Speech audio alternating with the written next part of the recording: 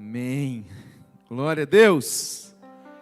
Olha para quem está do seu lado e fala assim: meu querido, é muito bom estar aqui, mas com você fica melhor ainda. Amém. Glória a Deus. Manhã de domingo abençoado, um solão lá fora.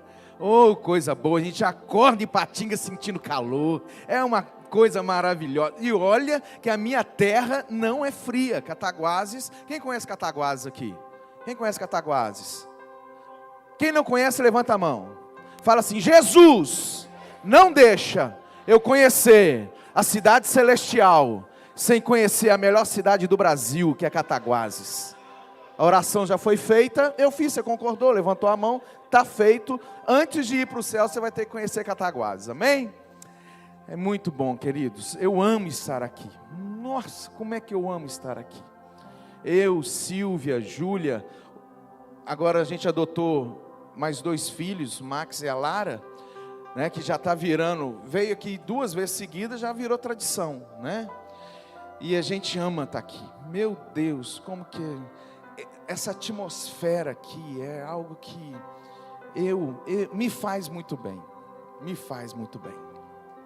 E a gente até emociona por estar nesse lugar aqui, nessa igreja linda que a gente é tão apaixonado por ela. Uma igreja gloriosa, amém? Uma igreja poderosa, amém? Uma igreja que Ele morreu por ela, e Ele está preparando essa igreja para algo muito poderoso. É muito poderoso que Ele vai fazer através da sua vida, através da nossa vida como igreja do Senhor. Apocalipse 17:14. Guerrearão contra o Cordeiro, mas o Cordeiro os vencerá, pois é o Senhor dos senhores e o Rei dos reis, e vencerão com Ele os seus chamados, escolhidos e fiéis, amém?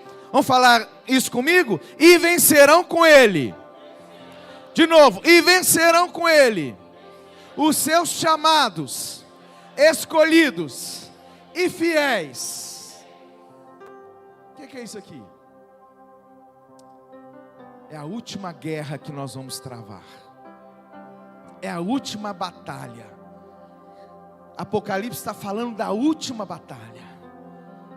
A batalha que Satanás vai se levantar de uma forma muito poderosa também. Vai guerrear contra ele, mas vai perder. Ele já sabe disso, que é uma guerra que ele vai entrar para perder. Ele já sabe disso. Essa guerra ela já começou. Em que aspecto que ela já começou? Porque nós estamos sendo preparados para esse dia. E o que nós preparamos para uma guerra? Diga: a guerra é guerreada pelo exército, por soldados. Olha para quem está do seu lado e fala assim: você sabia que o dia que você entregou a sua vida para Jesus, aquele dia glorioso, aquele dia inesquecível, aquele dia imensurável, aquele dia que Ele livrou você dos pecados, gerou vida em você, você foi alistado no exército dEle? Sabia disso? Sabia que você não, preste atenção nisso, querido, você não foi salvo para ir para o céu. Não. Você não foi salvo para ir para o céu. Se fosse para a gente ser salvo para ir para o céu, seria assim: o pastor está pregando aqui, aí ele fala assim, no final da mensagem ele fala assim: quem aqui aceita Jesus como Senhor e Salvador da sua vida? Aí a pessoa vai fazer assim: eu.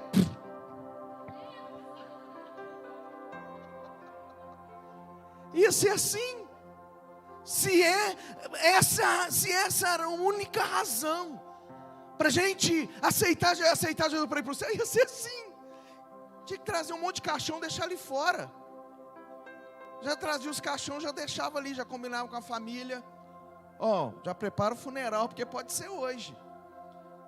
E a gente, como pastor, como igreja, nós pregamos muito isso. Nós geramos isso no coração das pessoas, delas acharem que a única razão delas entregar a vida delas para Jesus é para ir para o céu. Meu Deus, não foi isso. Um dia ele chamou os 12, falou assim: vão comigo ali. Os 12, para onde? Não, vamos ali. Aí eles foram atrás dele.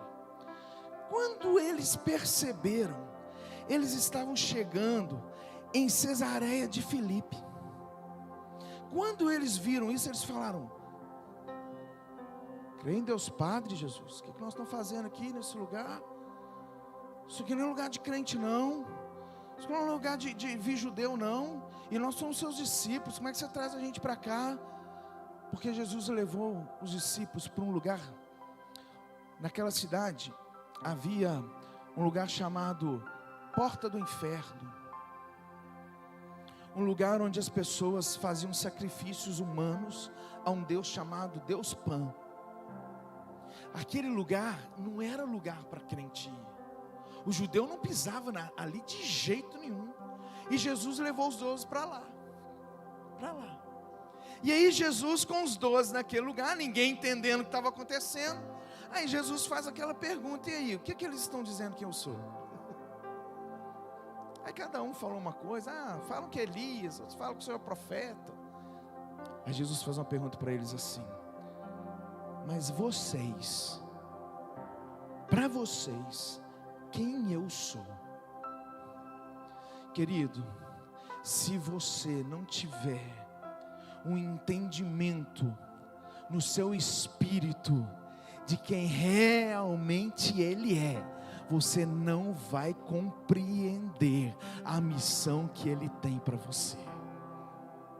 Porque para muitos Jesus é apenas um curandeiro. Para muitos Jesus é apenas um dono de banco. Para alguns Jesus é apenas um bom conselheiro. Um bom conselheiro. Eu gosto tanto de ouvir. Eu vou na igreja porque eu chego lá, eu ouço aquelas palavras assim de Jesus. É tão bom, é tão bom. E ele levou os discípulos ali para mostrar para eles realmente quem ele era e qual era a missão dele nessa terra. E aí ele pergunta: e vocês já entenderam quem eu sou?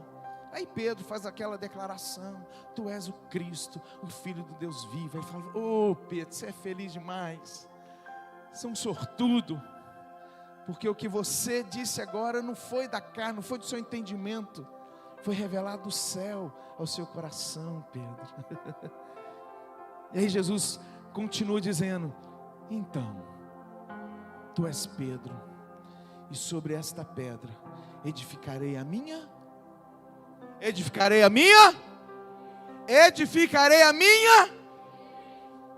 Daqui a pouco nós vamos melhorar isso aí, vocês vão ver.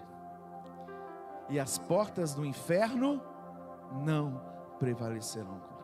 Quando Jesus falou: tu és Pedro, e sobre esta pedra edificarei a minha igreja, sabe qual a visão que eles tiveram? Porque se eu... fecha os olhos aí, todo mundo fecha os olhos. Eu vou falar com você a palavra igreja. O que vem à sua mente? O que vem à sua mente? O que vem à sua mente? Um lugar com pessoas sentadas em cadeiras pretas, com um altar, som, teclado, violão, bateria, duas cruzes que a gente, vai pensar na nossa igreja. Pode abrir os olhos. Essa é a visão. Quando fala, vamos na igreja, você já imagina o endereço, o lugar, a entrada. Não foi isso que eles viram. Não foi isso que eles entenderam quando Jesus pela primeira vez usa a expressão igreja. Porque aquela expressão não tinha nada a ver com nada religioso. Não tinha nada a ver. A expressão igreja, quando eles ouviram a primeira vez ali da boca de Jesus, Jesus dizendo que eles seriam a igreja, eles não tiveram uma visão religiosa que a gente tem da igreja. Eles não viram uma catedral com sinos, nada disso. Eles imaginaram um exército, porque esse era o contexto da palavra. Igreja era um termo militar, que quando o imperador romano decidiu conquistar Israel, ele convocou a igreja. Falou assim: ó, gente, junta a igreja aí, porque a gente vai conquistar um grande reino chamado Israel. E aí ali ele deu diretrizes, ali ele convocou os generais, ali ele convocou os comandantes, ali eles decidiram, sabe o quê? Qual vai ser os apóstolos que nós vamos enviar para lá? A palavra apóstolo, quando Jesus usa a primeira vez, não tinha sentido religioso. Apóstolo era o capitão do navio que levava o exército para conquistar um outro reino. Vocês estão me entendendo, amém? Estão me entendendo? Que o entendimento que Jesus gerou no coração daquele povo sobre igreja não tem a ver com gente sentada, tem a ver com o exército sendo preparado para a última batalha. É isso que tem a ver. Sabe, e a gente tem vivido tanto tempo no entendimento totalmente contrário do que Jesus. Por isso que a gente tem que voltar sim a princípios originais, aos conceitos originais. A gente tem que voltar para lá, porque senão ele não vai vir. Ele não vai colocar o exército dele numa batalha sem esse exército estar preparado. Para quê? Para morrer? Não, não, não. Ele quer colocar, o exército quer colocar você nessa batalha, mas para você sair vitorioso, para você sair vencedor, para você fazer parte desse grande dia. Está entendendo isso? E aí quando os discípulos ouviram aquilo ficou tão forte no coração deles, que o dia que Jesus falou assim: vocês lembram, um dia que eu bati um papo com vocês, eu falei assim: gente, nós vamos enfrentar uma guerra aí. Você lembra quando eu falei com vocês?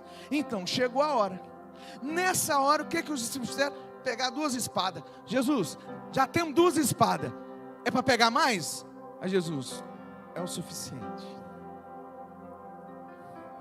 Pedro estava com aquilo tão forte no coração, que era uma guerra, que quando eles foram prender Jesus, ele, mão na espada e cortou a orelha do soldado. Só um tempo depois, que eles foram realmente entender que era uma batalha sim, eles eram um grande exército dele, mas só muito tempo depois, que eles foram entender que essa guerra não era nesse plano, não é contra a carne e o sangue, mas era contra as potestades, os príncipes, os principados que dominam as regiões celestiais. Amém?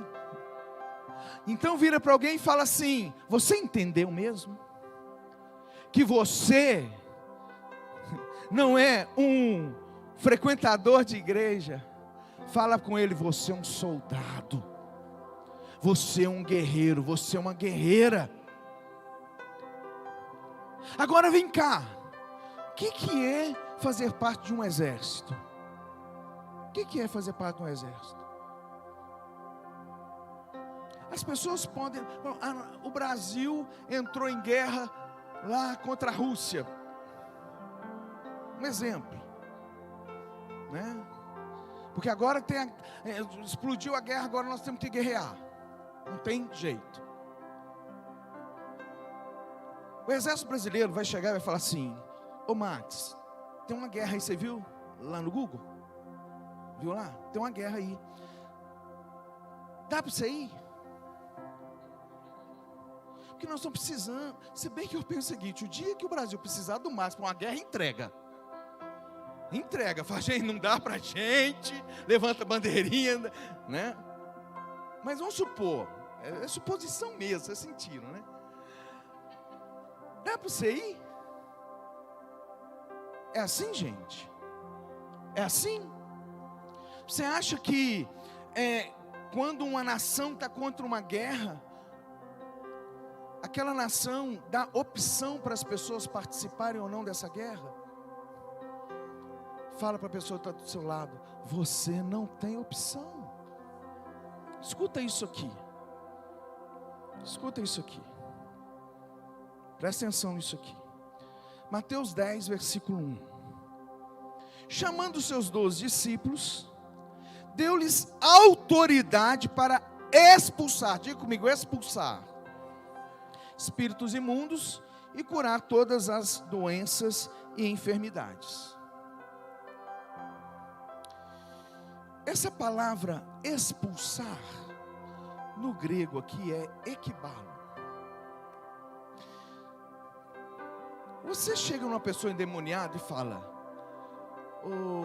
ô senhor capeta, dá por gentileza, por favor, nada contra você, lógico, mas dá para sair daí?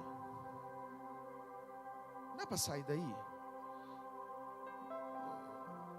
Dá para o senhor, sim, nada contra o senhor, mas dá para, é assim? Como é que é expulsar? Sai daí, demônio! Pega no colarinho dele, vem cá, seu capeta miserável, sai! Não é assim? É ou não é? Ekbalo, essa expressão tem um significado de envio violento. Foi a expressão que Jesus usou para falar para mim e para você que a gente teria dele autoridade e poder para equibalar Satanás. Amém? Se você está acompanhando comigo, Mateus 9:38. Presta atenção, Mateus 9:38. Então disse aos seus discípulos: a colheita é, mas os trabalhadores são. Peçam, pois, ao Senhor da colheita que faça o quê? Equibalo. É a mesma palavra que ele usa para dizer que o diabo tem que ser expulso. É a mesma palavra que ele usa para dizer que você foi enviado. Um envio violento, um envio sem volta. Por que que Jesus está falando isso? Por que que ele está usando essa expressão? Porque a gente tem que entender que o dia que ele entrou na minha vida, o dia que ele mudou minha história, o dia que ele me amou, que eu senti esse amor que ele tem por mim, que eu senti a mudança, a transformação na minha vida, não foi para eu me tornar um frequentador de igreja, foi para eu fazer parte de um exército. Jesus! Sacode a pessoa aí, sacode, fala: acorda pelo amor de Deus, acorda pelo amor de Deus, gente. Ah, meu Deus do céu, me dá me dá enjoo, me dá náusea, me dá raiva, me dá tudo. As coisas estão difíceis, né, pastor? Você viu lá a escola de samba que ganhou? Foi a escola de samba do Exu. Que ganhe todas as escolas de samba. Porque enquanto ele ganha escola de samba, nós ganhamos almas. Eu estou lá preocupado com escola de samba.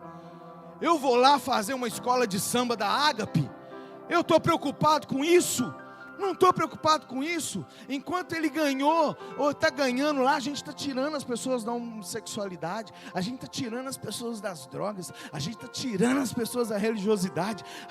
Deixa ele sambar. No final ele vai dançar mesmo. Já vai treinando. Ele vai treinando já. Vai treinando aí, capeta. Vai sambando aí. No final você que vai dançar. Entende, gente? Mas a igreja tem que acordar. A igreja tem muito vitimismo. A igreja olha para as coisas que acontecem e fala assim: não, o que vai ser da gente? As portas do inferno não vão prevalecer. Meu Deus! Meu Deus! Até quando nós vamos continuar nessa? Até quando eu vou achar que é o pastor que prega, é o pastor que ganha almas? Até quando eu vou achar que é meu líder de céu que tem que fazer isso? Até quando eu vou continuar com essa ideia? Né, mas eu não tenho o dom de evangelista. Meu Deus, vai ler a Bíblia. Não é o evangelista que faz a obra, é o evangelista que treina você para você fazer a obra. É isso que diz lá em Efésios 4:11. É o que diz lá. Nós somos treinados. A preocupação de Jesus, gente, de treinar esses 12 durante esses 3 anos que ele fica com eles, o tempo todo. Jesus curou, Jesus fez milagres, muita coisa poderosa. Mas se você começar a ler a Bíblia com esses olhos, você vai ver que o tempo todo a prioridade de Jesus era treinar os 12. Tempo todo. Tem uma hora que Jesus fez muitos milagres lá, e o povo ficou sabendo, aí veio todo mundo, aquela coisa. Aí Pedro vai até Jesus e fala assim: onde você estava? Onde você estava? Está aí a multidão querendo aí, ó. Você sumiu. Onde você estava? Vamos lá na multidão. Ele vira para Pedro: Pedro, cadê os 11? Estão ali.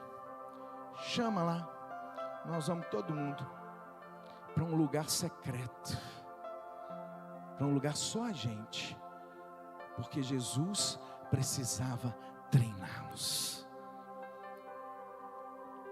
Lembra daquele episódio que Jesus sobe para o monte para orar? Quem lembra? Jesus sobe para o monte e leva Pedro, Tiago e João. Transfiguração. Que momento poderoso. Gostoso. Que experiência daqueles 3. Que experiência.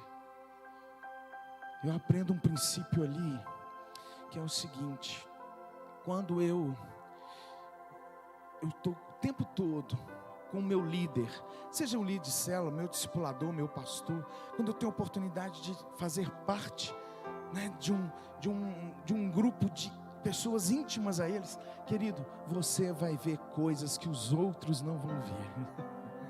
É o que aconteceu com Pedro, Tiago e João. Aí desce. Quando eles descem, está lá Jesus, está lá os discípulos que ficaram, e o pai e o filho lá. Aquele pai desesperado, ele já não sabe o que faz. Ele tinha tentado de tudo já.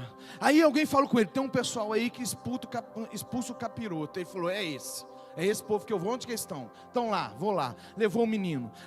Aí o menino caía no chão, se jogava na água, se jogava no fogo. Tudo o diabo tentando matar aquele menino. Hoje tem muitos meninos assim, se jogando nas drogas, se jogando na prostituição. E pais e mães desesperados. Como aquele pai desesperado: meu filho. Aí viu os caras lá: vem cá, falaram que vocês expulsa lá para mim. Vai gente, por favor, expulsa. Aí eles começaram: sai demônio, sai capeta, e não saía nada. Vem Jesus. Aí ele chega, o pai vai correndo: meu filho Jesus, tem misericórdia, meu filho Jesus, meu filho. O que aconteceu? Meu filho, demoniado, Jesus, tem demoniado. Jesus olha para os 9 e fala assim: não acredito. Não consigo acreditar nisso. Por que vocês não expulsaram o demônio? Olha o desespero desse pai, seus cambada, seus miseráveis. Olha o desespero desse pai. Por que vocês não expulsaram? Jesus, a gente não conseguiu não. Gente, o dia que o Espírito revelou isso no meu coração, eu tremi. Presta atenção. Os discípulos não.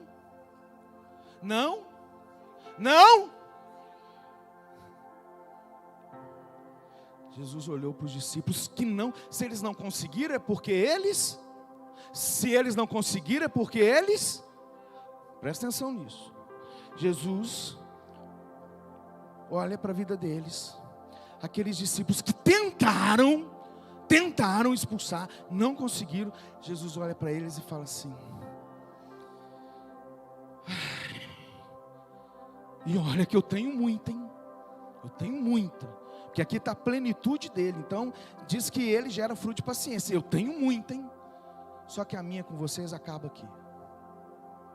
Até que ponto eu vou ter que suportar vocês? Até quando eu vou ter que suportar vocês? Eu não aguento mais. Eu não aguento mais.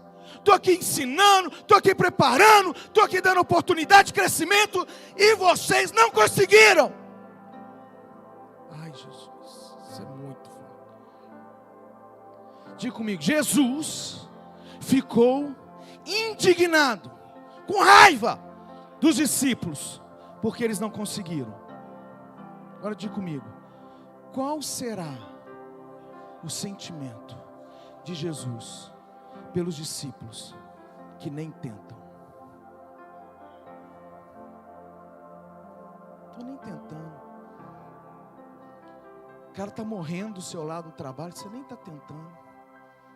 Sua família está morrendo, você nem está tentando. Ah, mas já te chamei para ir para a igreja, não quer ir não. O que Jesus disse para eles? Tem casta de demônios que só sai com... Se você não conseguiu, é porque está faltando oração. Se você ainda não conseguiu, é porque está faltando jejum. Se você ainda não conseguiu, é porque você não entrou de verdade nessa guerra. Você não entrou de verdade nessa batalha. Não para não. Não para, continua. Continua orando, continua jejuando, continua buscando, continua nessa batalha, continua nessa guerra. Não desiste não, não abaixa a guarda não. Eu quando vejo essas palavras de Jesus falando sobre guerra, sobre exército, eu fico imaginando, porque eu gosto muito de filme de guerra, todo filme de guerra, porque eu gosto de ver as estratégias que os caras usam. E eu gosto muito das guerras medievais. Mas toda vez que eu vejo um filme de guerra medieval, eu fico pensando, Jesus, se eu tivesse lá. Ô gente, eu ia matar muito amigo meu, porque eu ia lutar.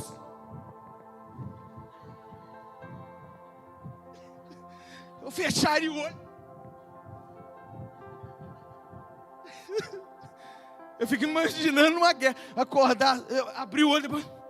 Ué, mataram o Max. Meu Deus, mataram o Max. Eu fico imaginando assim. Porque realmente a gente está numa guerra. E a gente tem que guerrear nessa guerra. A gente tem que lutar nessa guerra. Sabe por que as pessoas aceitam Jesus? Ficam um tempo e vão embora? Porque elas não entram na guerra. Sabe por que tem muito crente frustrado dentro da igreja? Reclamando do som, reclamando do som, dos instrumentos, da música que canta, reclamando do pastor que não visitou ele, reclamando do líder de célula que não foi lá no dia do aniversário dele. Sabe por que tem gente desse jeito na igreja? Porque não entraram na guerra. Não entraram. Porque quem está guerreando, quem está batalhando, não tem tempo para essas besteiras. Esse pastor está falando que o dia que eu fiquei doente, quase morri, não foi ninguém na minha casa. É besteira, irmão. Porque te ensinaram que o evangelho é por sua causa. Te ensinaram que a igreja gira em torno de você. Então, se você não estiver satisfeito, se você não estiver se sentindo bem, alguém aqui já serviu o exército? Ninguém. Um ali, serviu o exército. Mas imagino que você não serviu, você tem pelo menos noção. Você tem noção do que é um exército? Como é que chama o irmão aí? Sérgio. Irmão Sérgio, no exército você come na hora que você quer? Você acorda na hora que você quer? Você faz, o capitão chega e fala assim: Sérgio, sentido. Aí você, agora não. Acordei agora, capitão. Nossa, fui dormir uma tarde, mas acordei agora. É assim que acontece? Se você fizer assim, o que acontece com você? Cadeia. Não é isso? Cadeia. Soldado, presta atenção nisso. Soldado que não obedece comando é. Fala cadeia. É. De novo. É. Por isso tem muito crente preso. Nada acontece. Nada acontece. Nada. Nem material, nem espiritual, nem emocional. Nada acontece. Nada.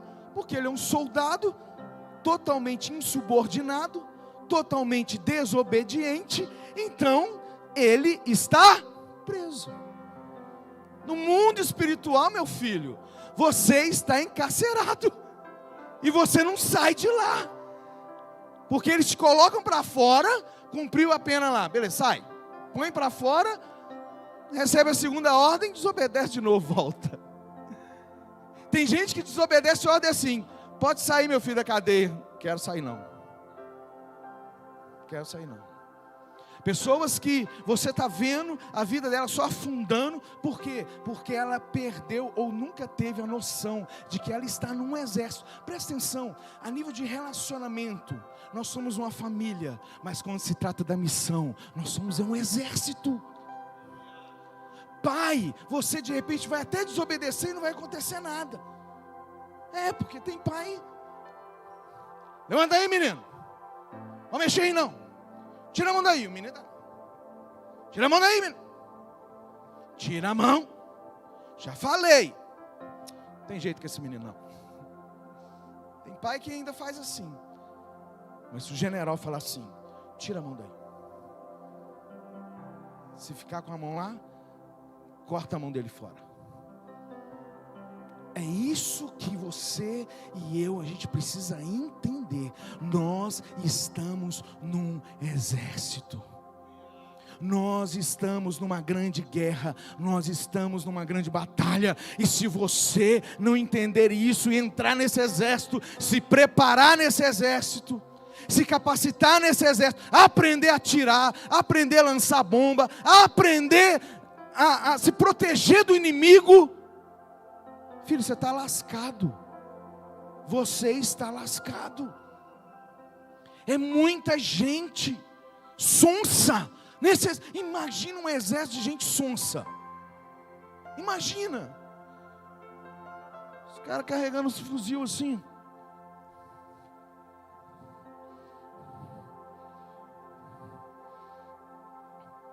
E eu gosto de pensar o seguinte: que são umas pequenas coisas que a gente prova se a gente é exército ou não. Um amigo meu foi ministrar num batalhão lá em Juiz de Fora. Aí, todo mundo, soldados todos sentados. A autoridade naquele momento, não sei se era capitão, sargento, não sei quem estava lá, passou a palavra para ele. Aí pegou a palavra, todo mundo sentado. Eu gostaria que vocês se colocassem em pé para a leitura. Quando ele falou em pé para a leitura, os caras... Aí ele olhou assim: podem se assentar. Os caras... Aí ele: então, eu gostaria que vocês se colocassem... Ele: gente, é muito legal isso. Pode sentar. Por quê? Porque na igreja dele, quando ele fala assim... Me presta a cadeira. Na igreja dele, quando ele fala assim: irmãos, vamos colocar de pé? Ah, meu Deus, em pé de novo. Fiquei meia hora nesse louvor, esse cara careca cantando esse tempo todo aí, não deixa a gente sentar. Eu não aguento, eu trabalhei a semana inteira. Em pé de novo.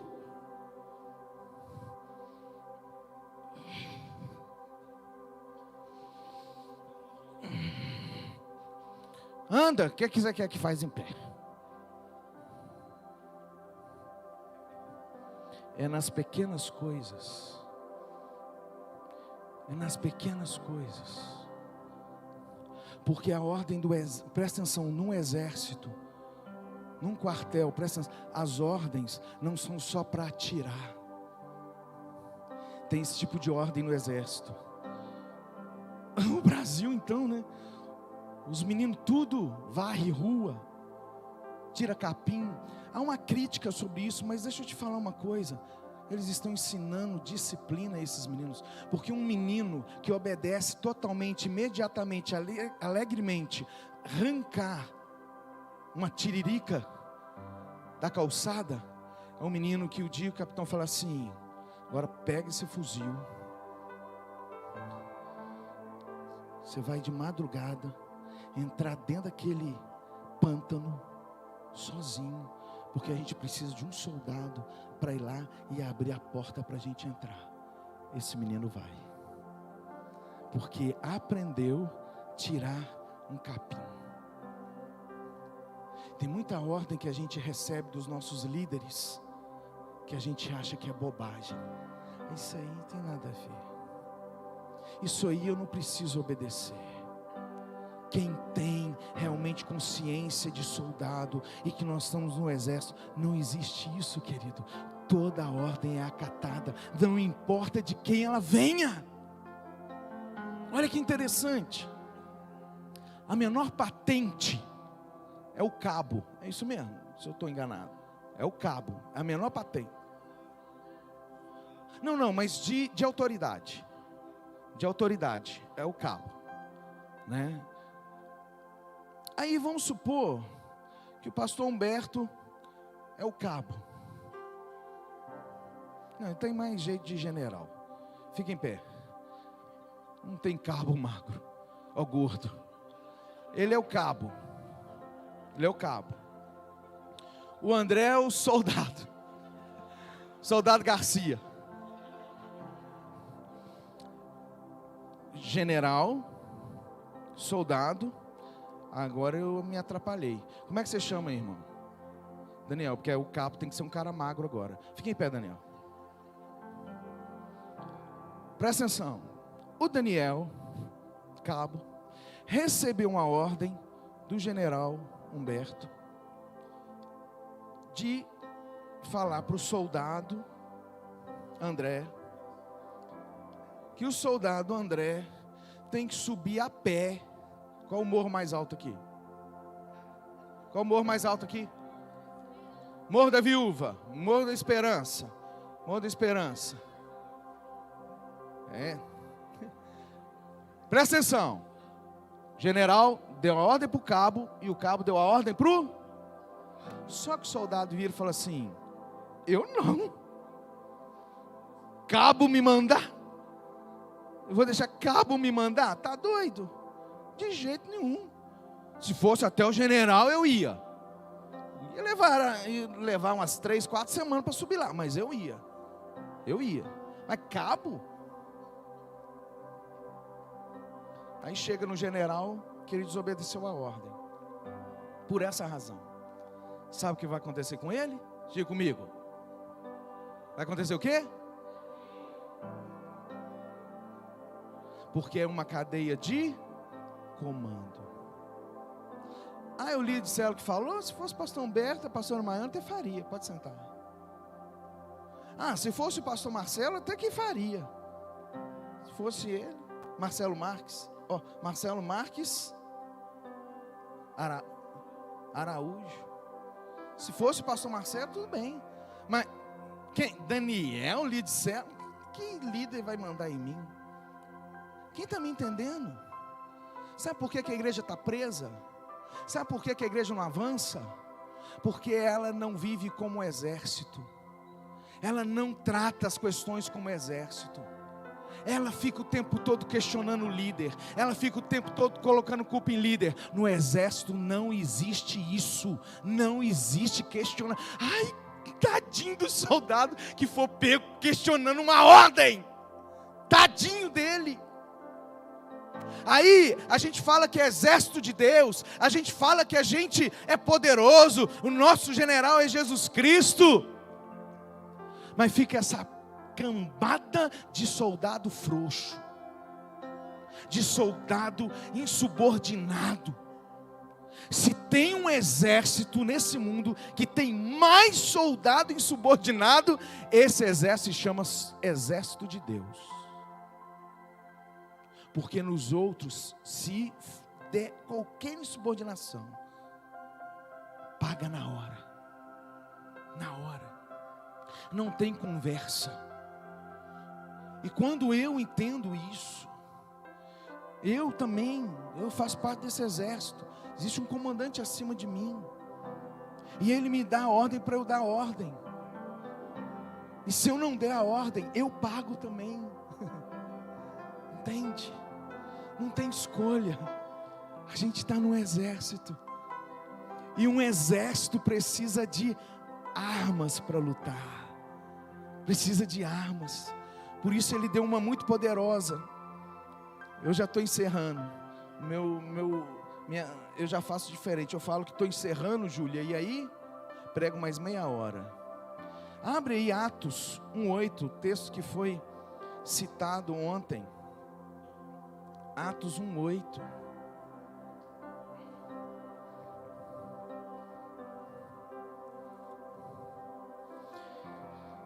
Ele capacitou o exército com munições, com armas poderosas, mas olha essa arma que ele colocou na sua mão, você que é soldado dele, olha a arma que ele colocou na sua mão.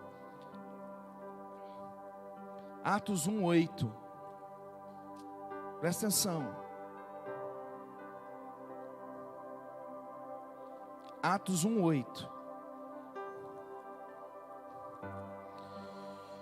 Mas receberão poder quando o Espírito Santo descer sobre vocês, e serão minhas testemunhas em Jerusalém, em toda a Judéia, Samária, até os confins da terra. A gente cansa de ler isso aqui. Deus deu poder para nós, né? Deus deu poder. Ontem essa igreja foi revestida de poder. Amém? Você crê nisso? Você saiu muito poderoso daqui ontem. Sabe por quê? Porque Ele te deu o dunamis. Ele te deu o dunamis. A palavra grega para descrever poder nesse texto. E dunamis, a raiz dessa palavra dunamis, se refere a dinamite. Ele colocou uma dinamite na sua mão, para você jogar lá, aonde? Por isso que ele diz, as portas do inferno não vão prevalecer. Naquela época, derrubar uma porta era difícil demais. Quem já viu filme de guerra medieval? Os caras arrumavam uns troncos grandes, precisavam de uns 100 homens para ir. Pum.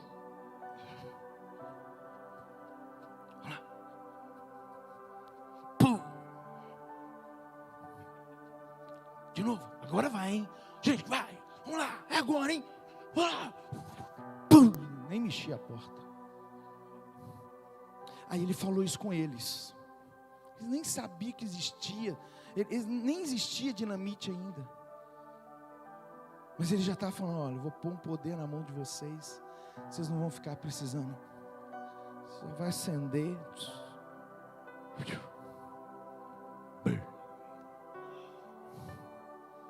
Agora vem. Presta atenção. Presta atenção nisso. Ele colocou uma dinamite na sua mão. Pastor Felipe ministrou terça-feira no nosso Tadel. E aí ele disse que quando ele era criança, uns 11, 12 anos, o pai dele ainda não tinha se convertido, o saudoso pastor Joaci, mas não tinha se convertido ainda. Ele era militar e bebia muito, tinha vício poderoso do álcool. E aí um dia, e ele fazia nas horas vagas, ele vendia pão para as padarias. E aí uma padaria lá, o cara não quis pagar ele falou com um cara cheio de álcool, e falou, vou explodir isso aí. E um dia chegou em casa com 2 bananas de dinamite. Ele falou, eu vou explodir aquilo lá, vou explodir. E o Felipe viu, criança, viu as bananas de dinamite, ficou doido, pai, me dá uma. Pai, me dá uma, pai, me dá uma, que vou te dar banana de dinamite. Não, pai, me dá uma, você tem duas. Me dá uma, pai, me dá uma. Falou que insistiu tanto. E a Bíblia diz que nós somos maus, sabemos dar coisas boas aos nossos filhos, quanto mais o Pai do céu dará o Espírito a quem Ele pedir. E aí o Filipe foi insistindo, ele cansou dele ficar pedindo, toma então essa dinamite. Ele pegou a dinamite,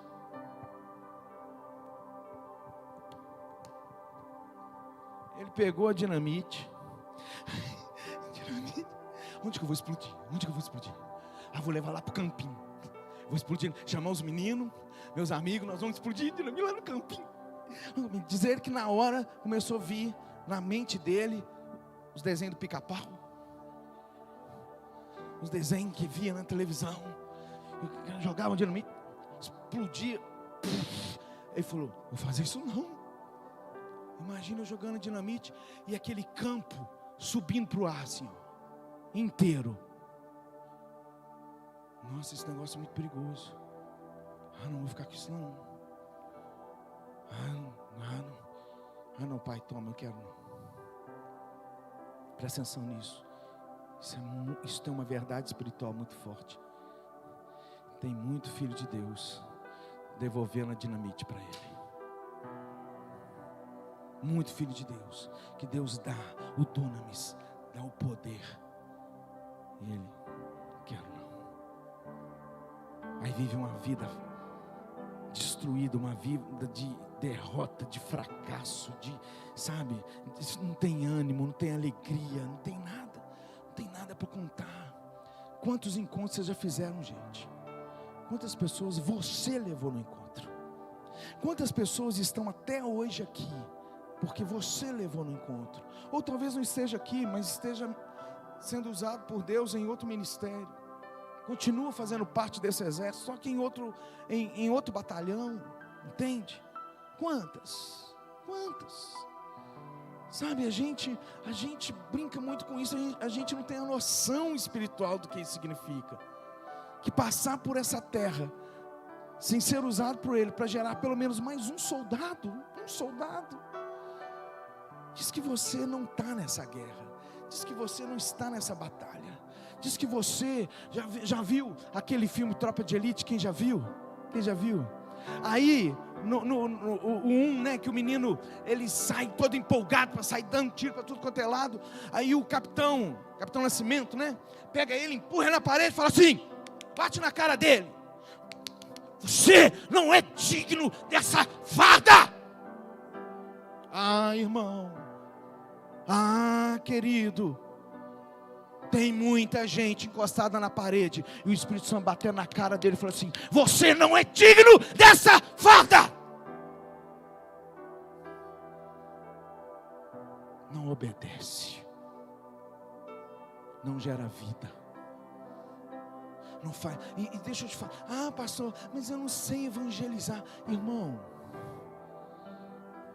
aprendemos tudo errado. O diabo, para mim, a estratégia dele foi o seguinte: já que eu não consigo parar eles, eu vou mudar os conceitos deles. Foi isso que ele fez.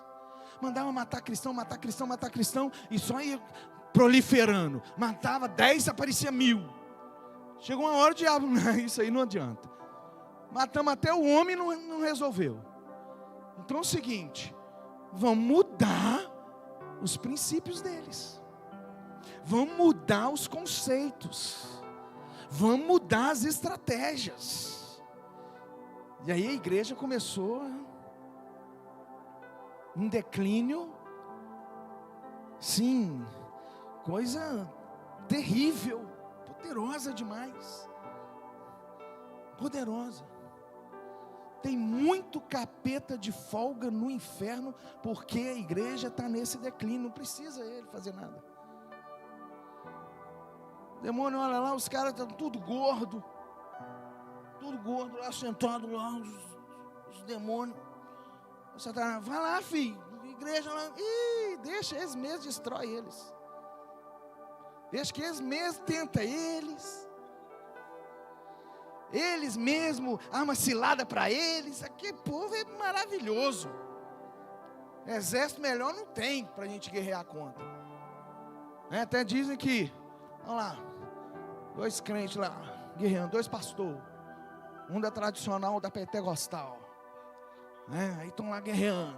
Aqui, guerreia com palavra de entendimento. O outro não, só no fogo. Aí estão lá, o tradicional, na verdade, tradicional é guerreia assim.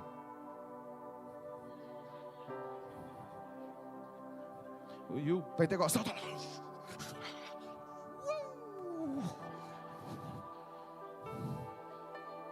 Aí num ponto da guerra, eles lutando e matando demônio.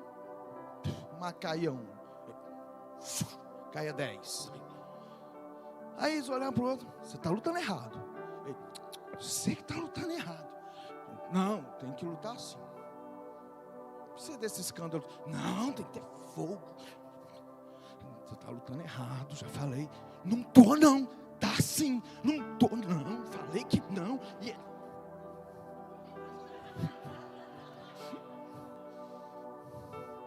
o demônio sentado lá. Olha lá que legal. Agora eles estão guerreando contra eles. Nem precisa a gente ir lá não. Entende? A gente viveu. Alguns estão acordando, graças a Deus. Esse tipo de mensagem me cansa muito. Mas ele está ali, olhando o exército dele, na expectativa desse exército acordar. E nessa manhã está acontecendo isso nesse lugar.